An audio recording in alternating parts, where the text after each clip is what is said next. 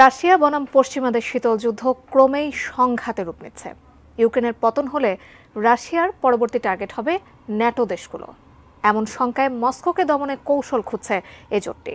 অন্যদিকে পাল্টা ব্যবস্থা হিসেবে সরাসরি পারমাণবিক যুদ্ধের হুমকি দিচ্ছে মস্কো। রাশিয়ার ন্যাটো সংঘাত নিয়ে আরও জানাচ্ছেন শেখ ফরিদ।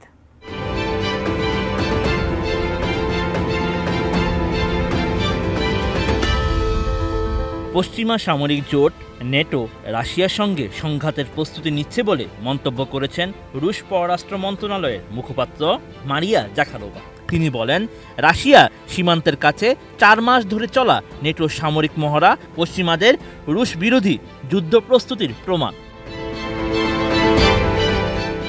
নেটো জোটের চলমান স্ট্রিট ফাস্ট ডিফেন্ডার নামে মহড়ার প্রেক্ষাপটে এই মন্তব্য করেন রাশিয়ার পররাষ্ট্র মন্ত্রণালয়ের মুখপাত্র। নেটো জোটের সদস্য দেশগুলোতে রাশিয়া হাইব্রিড ধাঁচের হামলা পরিচালনা করছে বলে সম্প্রতি অভিযোগ তুলেছে পশ্চিমারা। এই অভিযোগ প্রত্যাখ্যান করেছে রাশিয়া। মারিয়া জাখারোভা জানান, নেটোর অভিযোগ বিভ্রান্তিকর, ভুল তথ্য, যা জোটের কার্যক্রম থেকে মানুষের নজর আড়াল করার লক্ষ্যে ছড়ানো হয়েছে। এক বিবৃতিতে রুশ পররাষ্ট্র মন্ত্রণালয়ের এই মুখপাত্র জানান, বরং নেটোই অস্ত্র, গোয়েন্দা তথ্য ও অর্থ দিয়ে ইউক্রেনকে সহায়তা করে রাশিয়ার সঙ্গে হাইব্রিড যুদ্ধ চালিয়ে যাচ্ছে। সানবিট সব দিবে সামাল। সানবিট ম্যাজিক প্রেস ডিশওয়াশিং এর মাথা ঘোরানো সলিউশন। শীতল যুদ্ধের পর নেটোর সবচেয়ে বড় মহড়া স্ট্রিট ফাস্ট ডিফেন্ডার এই মুহূর্তে রাশিয়ার সীমান্তের কাছে অনুষ্ঠিত হচ্ছে। তাদের পরিকল্পনা অনুযায়ী রাশিয়ার বিরুদ্ধে জোটের পদক্ষেপের অংশ হিসেবে হাইব্রিড এবং প্রচলিত অস্ত্রসহ সব ধরনের উপকরণ ব্যবহার করে অনুশীলন করা হচ্ছে বলে মন্তব্য করেছেন মারিয়া জাখারোভা।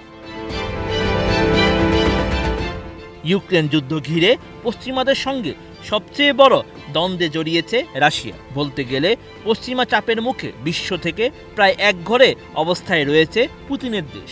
এরপরও সবকিছু সামাল দিয়ে ইউক্রেন ও পশ্চিমাদের বিরুদ্ধে লড়াই করে চলেছে রুশ বাহিনী।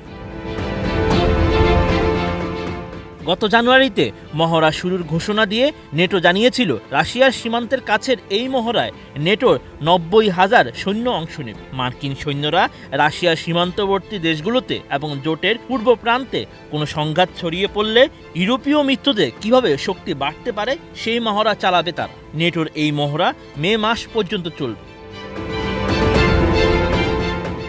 সেই সময় রাশিয়া বলেছিল, এসব মহড়াকে শীতল যুদ্ধের পরিকল্পনায় জোটের অপ্রতিরোধ্য প্রত্যাবর্তন হিসেবে চিহ্নিত করেছে মস্কো।